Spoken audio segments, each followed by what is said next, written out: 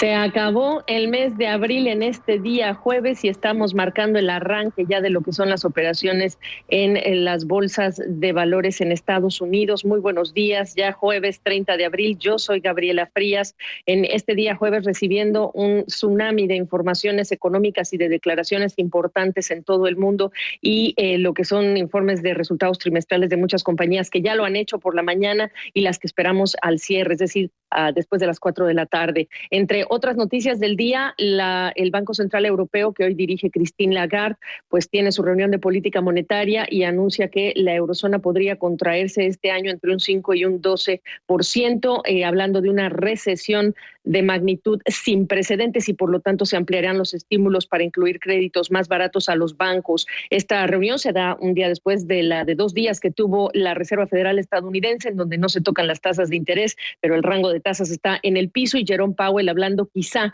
de un tercer trimestre que vendría mejor, reconociendo que el segundo prácticamente está perdido. Prácticamente estamos en recesión. Por la tarde estaremos recibiendo los informes de resultados de Amazon, de Apple durante el día, Altria, Gilead Sciences, esta empresa que ha hecho noticia desde ayer con los resultados de su tratamiento, el Remdesivir para el COVID-19. Y el otro dato de jueves que siempre esperamos desde que llegó el coronavirus a nuestra vida, pues son las solicitudes iniciales de pago de subsidio por desempleo, que alcanzan ya las más de 30 millones de solicitudes. Reiteramos, son los pedidos iniciales y por lo tanto en las últimas 6 semanas ya hablamos de más de 30 millones de personas. El dato quizá alentador en esta estadística es que hemos venido desde fines de marzo, que llegábamos a más de 6.600.000, hemos venido bajando. La última semana fueron 3,83 millones. Así que dentro de todo esto hay que ver si la razón de esa baja es que están funcionando las estrategias del gobierno, que está pagando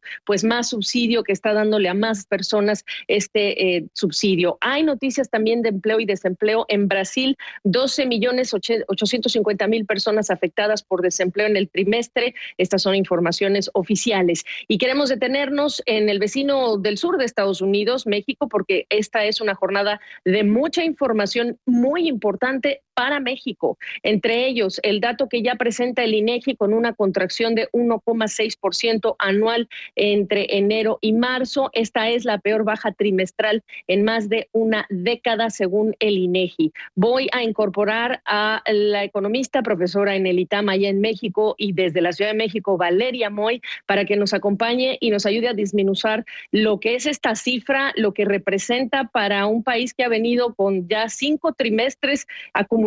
Valeria, ¿cómo estás? De caída, y lo que te dejan ver esta fotografía de cuando empezaba la pandemia. Esta mañana, y te dejo hablar ahora, el presidente de México dice, el dato es mucho mejor de lo que algunos temían, pero parece que no está incluyendo lo que es este ajuste desestacionalizado o estacionalizado. Te escucho.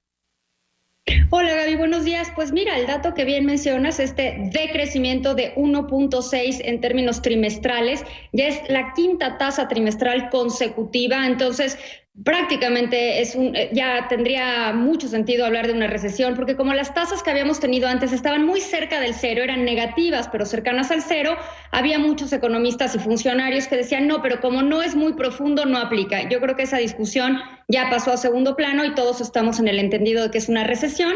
En la tasa anual, si lo comparamos año con año, fue una disminución de menos 2.4%, pero para tu auditorio en Estados Unidos, si usamos la tasa comparativa con Estados Unidos, la tasa anualizada, que es muy distinta a la anual, sería una disminución de menos 6.2%, es decir, una caída mayor incluso a la que tuvo Estados Unidos, que va más adelante que nosotros en esta pandemia. Yo creo que lo que es muy importante destacar en este momento es que este dato que tenemos corresponde a los 3 primeros meses y no incluye ni de cerca todo el impacto del coronavirus, porque estamos tomando un poco de la información de marzo, es el dato preliminar, es el dato oportuno, entonces no estamos tomando toda la información disponible de marzo, solo estamos tomando un poco de esa información y recordemos que en México El caso del encierro, cuando se llamó a la cuarentena, fue hasta finales de marzo. Entonces, el freno en la actividad económica se dio más hacia finales de marzo, principios de abril, que durante los 3 primeros meses en estricto sentido. Entonces, este dato tan negativo de crecimiento de la economía mexicana todavía no incorpora ni de cerca todo el impacto que va a tener el coronavirus en la economía mexicana.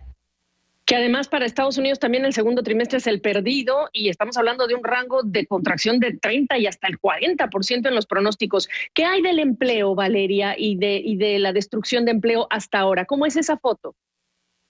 Pues mira, todavía no tenemos los datos correspondientes a abril de destrucción de empleo formal, pero tenemos, porque la secretaria del Trabajo lo dijo en una conferencia mañanera con el presidente, que durante los primeros 6 días de abril, se perdieron 149,000 empleos formales. Nada más para poner esto en contexto, recordemos que en México hay alrededor de 20 millones de empleos registrados en el sector formal. Una pérdida de 149,000 en solo 6 días es muy profunda, nunca la hemos visto. Y si sumamos lo que se perdió de empleo en marzo, más esta semana de abril, se destruyó más empleo formal que todo lo que se creó en 2019. Y eso que todavía no tenemos el dato completo de abril, que espero que tengamos el 12 de mayo. Esas son las cifras, más o menos las fechas en las que se presentan.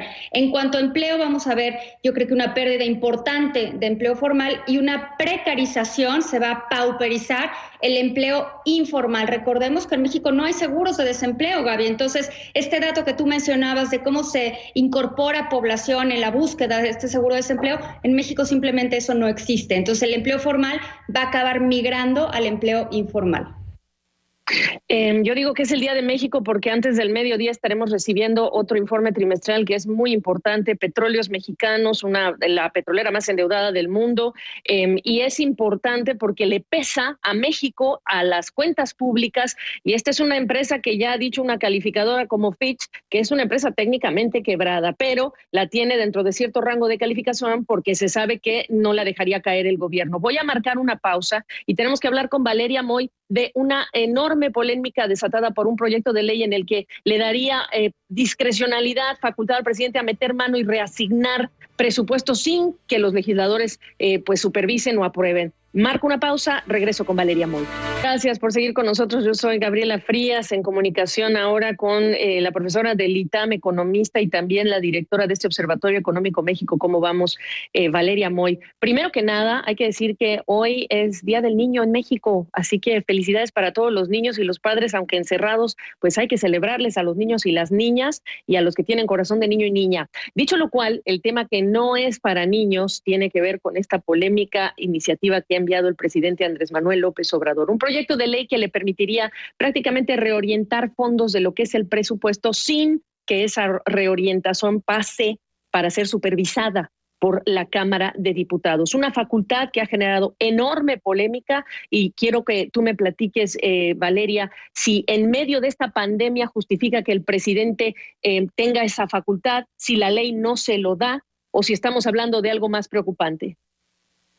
Gaby, yo creo que no era necesario presentar esta iniciativa. A mí lo que me marca, lo que me señala esto es que lo que quiere el presidente es todo el poder, más aún del que ya tiene. Recordemos que tiene mayoría, que las disposiciones prácticamente las puede pasar de alguna forma relativamente sencilla.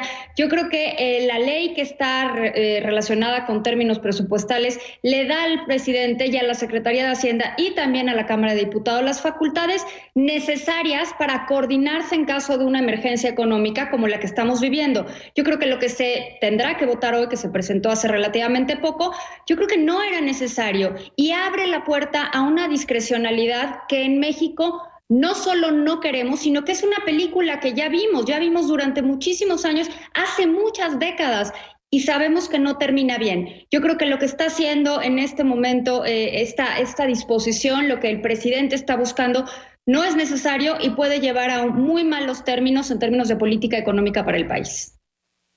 ¿Qué acciones o qué medidas, no sé si te tienes que meter dentro de su cabeza o si ya fue lo suficientemente claro todas las mañanas, porque habla muchísimo el presidente en sus mañaneras, qué quiere justificar, qué cambios le ha dicho a la nación o no lo ha dicho y con lo que está apoyando en medio de esta pandemia, que son una refinería, un Tren Maya y digamos que monumentos que le han dicho que pierden dinero, pues simplemente esta es otra de ese tipo de patrón de conducta y de ambición que tiene el presidente.